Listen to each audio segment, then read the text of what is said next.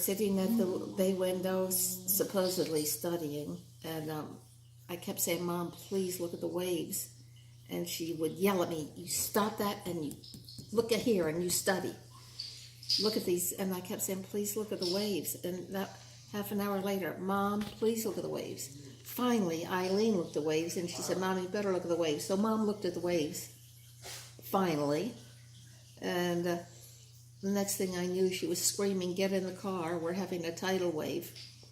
So we jumped in and we have 7 bridges. So they did that clear out thing like they weren't any? Well, either she went to the radio or the telephone, I don't remember. But we were the only ones on the island, didn't get the word.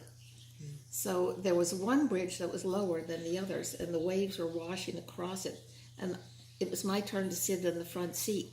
And we felt the waves pushing the car the other way. You know, it felt it as we were trying to drive across it. And I remember thinking, this is fun. I know I should be scared, but this is fun. But Mom listened to Eileen. She didn't listen to me again. Then there was the tarpon who tried to kill me. It's a killer tarpon. He's a playful tarpon. Every time we went in the ocean, we went in about 10:30 every morning, and he would come right up to me. He was a lot bigger than I was. And I'd try to hide behind Mom, and he'd still find me. He'd come around and find me, and I was afraid of him. And one time, Michael, our brother, came home furlough. He was on Okinawa in the war. And he tied 3 inner tubes together and had oar. And he took us over.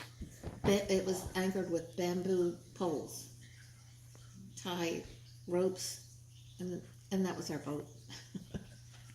And he took us way beyond the sandbar, and I was stretched way out like this, with my feet straight out, because I was little in those days, trying to stay in this inner tube that had a great big hole in the center. And all of a sudden, this tarpon hit my arm, and then he was way up there in the air, and he came down. And it seems like he stopped in midair looking at me like that. And I was sure he was trying to eat me.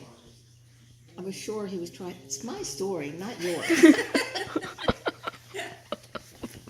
with the Eileen story? Got hijacked. She just can't help it. I can't remember the rest of it. I just knew he was trying to eat me. It was years later I realized he was playing.